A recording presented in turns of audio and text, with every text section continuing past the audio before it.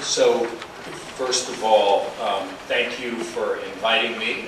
I just arrived here in Japan today, and I'm delighted to see so many old friends and new friends as well. On behalf of the GAVI Alliance, the Health and Global Policy Institute, and the UNICEF Tokyo office that is organizing this symposium, it's my pleasure to welcome you all here today. And I'm particularly excited by the fact that we have such a diverse audience. We have members of civil society as well as members of the private sector. And this is important not only to the work we do, but more and more is a global difference in the way we work. Let me briefly introduce the GAVI Alliance. In a sense, it's a very simple idea. There are exciting new vaccines, tools, that can save children's lives.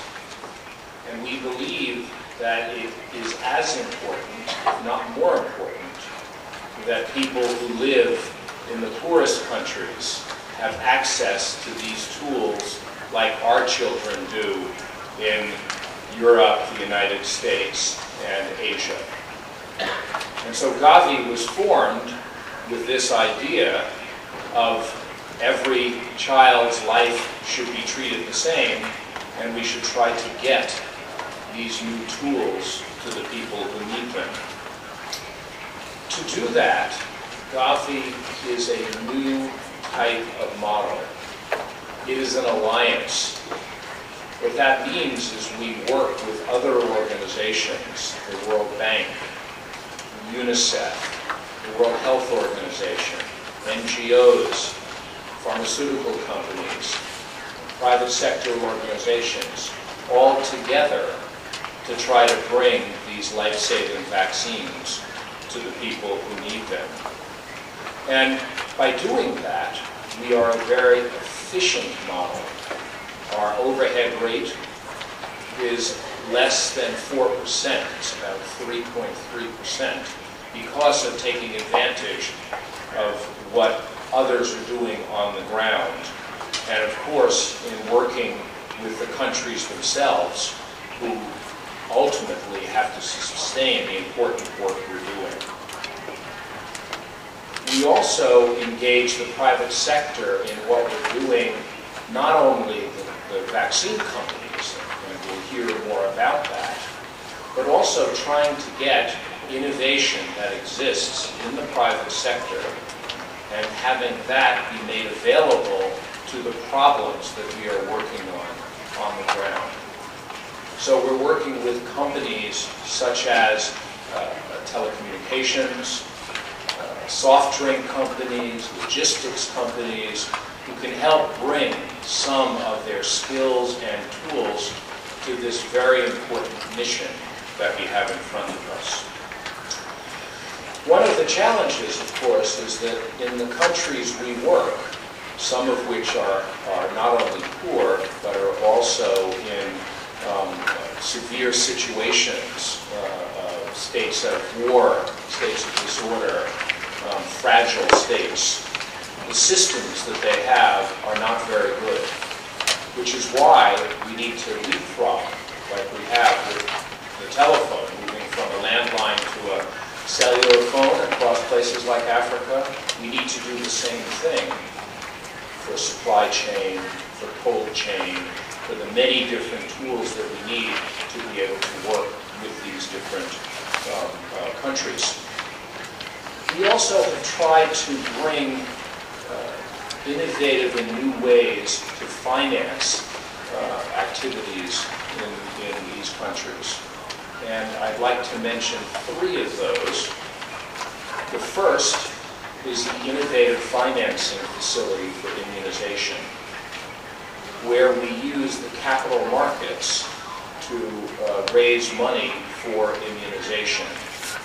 It is done by governments giving very long-term guarantees to to GAVI, or actually to IFM, which is a separate organization. And as a result, we're able to sell bonds on the capital markets. And this has been a remarkable success. Here in Japan, these bonds have been extremely popular. They've been able to raise 150 billion yen from over 30,000 investors. And although people buy these because they're good investments, they also buy them because they know that they're doing good and helping children. Many of these investors have been women. This is a real innovation, and we're very excited that Japan has been the one to have floated almost half of the bonds to date in this different program, and we hope to be able to do more in the future. Second innovation was the advanced market commitment, which was creating a market for countries in the developing world that otherwise would not have been seen as a market for pharmaceutical manufacturers. And by adding in some finance to encourage companies to engage, we were able to bring products very quickly, within a year and a half of their launch, to those in the developing world, and drive the prices down dramatically, which is critical for these countries. The third innovation I'll mention is a matching fund that was initially started by the government of the United Kingdom, but the Gates Foundation joined in because they liked the idea. And this is to bring companies into the work that GAVI does. And they're matched pound for pound, dollar for dollar. And if they bring in their suppliers, their customers, their shareholders, that is also matched. And this has allowed us to bring a number of new companies, banking sector companies, entertainment companies, finance companies, into the GAVI family to help us with the work that we're doing. So I'm very excited to meet many of you and to hear how the private sector is engaging in global health here. And I look forward to discussion later on this point. But you might ask at the end, why should the private sector engage in a discussion of these issues and participation in these issues? And at the end, it is the right thing to do, which is always important, but it is also good business. Because at the end, healthy people mean healthy markets. Healthy people mean growth in these countries. And as we know, these are the places in the world where we're likely to see growth in the future. And so if we work in partnership with them and make healthy families and healthy children, they will continue to grow and become important partners in this one very shared earth these days.